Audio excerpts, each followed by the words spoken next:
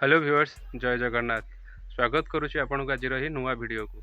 आज वीडियो रे आमे माने डिस्कशन करबा ट्रैक्टर हाइड्रोलिक पई व्यवहार हेउतिबा उभय पीसी और डीसी लीवर विषय रे। चलंतु विलंब न करी वीडियोटी स्टार्ट करियो। ठीक सही जगह रे देखंतु गोटे रेड कलर गोटे ब्लैक कलर सेटा ही होउची पीसी और डीसी लीवर। आपण माने जो देखुछंदी गोटे रेड कलर अछि गोटे ब्लैक कलर अछि। तो प्रायतः समस्त ट्रैक्टर रे रेड कलर यूज करा हुए डीसी लीवर पई और ब्लैक कलर टा यूज करा हुए पीसी लीवर पई। डीसी को हमें डेप्थ कंट्रोलर किंबा ड्राफ्ट कंट्रोलर कहि थाउ और पीसी की हमें पोजीशन कंट्रोलर बोली कहि थाउ।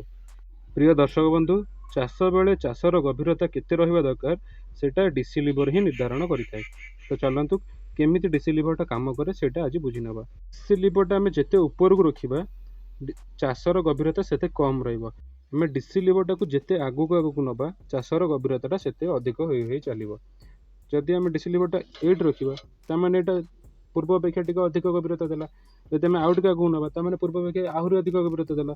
जदि आम डीसी लीवर को पूरा तल को नहीं जावा ताने आम चाष सर्वाधिक रही चाषर गभीरता सबुठ अधिक रही।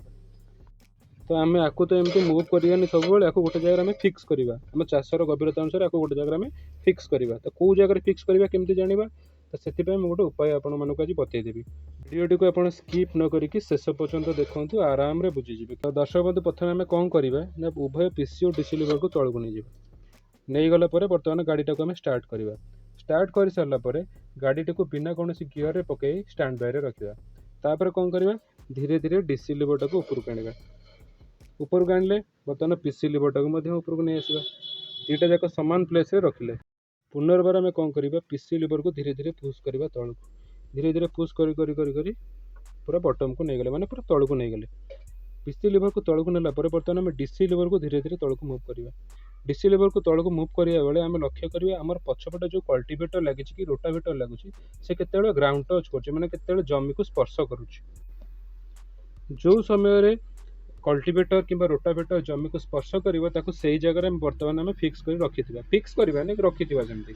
तापर कौन करवा माने फॉरवर्ड रे आगु को नवा आगु को नेला पछ को लक्ष्य करवा आमर बर्तमान चाष केते गभीर होउची। आम देखा ये माने ऊपर ऊपर ही घसी घसी चाष चली माने भलरे चाष होनी।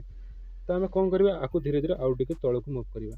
जो आम तौक मुव कर आम लक्ष्य करवा पछू जे देखिए आमर चाष धीरे धीरे चाषर गभीरता बढ़ी बढ़ी चलला। तो आमर चाष गभीरता अनुसार जी आमर गभीरता जिते सामान परिमाण में जी आवश्यक होती पाईगले से जगह आम से कौन करवा फिक्स करदे। भाई मैंने आपण मानक आज ये गोटे कथा कही रखा चाहूँगी केते गुड़े नुआ ड्राइवर एमती अच्छा केते गुड़े ड्राइवर को मुझे निजे पर्सनाली देखी जो मैंने कौन करती डीसी लीवर को एमती पूरा तौक को मुव कर दिखती से एक्चुअली ये विषय भलरे जानी ना अभिज्ञता ना आउ कौन करती भावती यहाँ एमती खाली तौक करदेवी आस करदेवी। एमती करने द्वारा भाई मैंने दुईटा जिन होता है। नंबर 1 ट्रैक्टर उपर एक्स्ट्रा लोड पड़े। नंबर 2 ट्रैक्टर माइलेज धीरे धीरे कमिबा को लगे। आशा कर भाई मैंने आपण मैंने भूल आउ करेंगे। ट्रैक्टर पछपट को देखी लगी कल्टीवेटर कि रोटावेटर को देखी चाषर गभीरता को फिक्स करेंगे। तो आम डीसी लीवर को ये जगह आम फिक्स करदे डीसी लीवर कम तो कौन आपने बुझीगले। बर्तमान पीसी लीवर कम कौन। प्रिय दर्शक बंधु, जमीर आकृति सब सामान थाए। कौटी हार्ड मटी थाए तो कौटी सॉफ्ट थाए, कौटी ऊंचा थाए तो कौटी नीचा थाए। आमती आमको टर्निंग काटिबार भी थाए। तो यही सब जगह मानक आमको पीसी लीवर बहुत साहाय्य करता। तो केमिति सब साहाय्य करे पीसी लीवर चलते वीडियो रे आगको देखि नबा। बंधु आपण मैंने लक्ष्य करेंगे गाड़ी गोटे नॉर्मल स्पीड चलुवा समय हठात यार बेग कमी जाए और गाड़ी में लोड पड़ा पड़ी लगी था। यही समय कौन होता है ना हठात आम गाड़ी गोटे ऊंचा जगह हो कि हार्ड माटी हो से जगह फसी जाए जहाँफल आम गाड़ी स्लो हो जाए। आम से टाइम कौन कर पीसी लीवर को टिके ऊपर को नहीं आसवा गाड़ी लोड कमीगला पुणी गाड़ी आम आराम आगे मुव कर लगे। तो पुणी आगे गला आम गाड़ी पीसी लीवर को पुणी डाउन करदे। यही भाव आम चाष कार्य टोटाल आम संपादन कर। प्रिय दर्शक बंधु, आशा करुँची आपणकर पीसी और डीसी लीवर नहीं समस्त डाउट क्लीयर हो जाए वीडियोटी आपण मानक भल लगी। तो दर्शक बंधु, जदि आपण मानक वीडियोटी भल लगी ताले वीडियोटी को लाइक कमेंट और शेयर करने को भूलिए। जदि आपण मानक वीडियोटी बेसी भल लगिला ताले प्लीज चैनल को सब्सक्राइब करके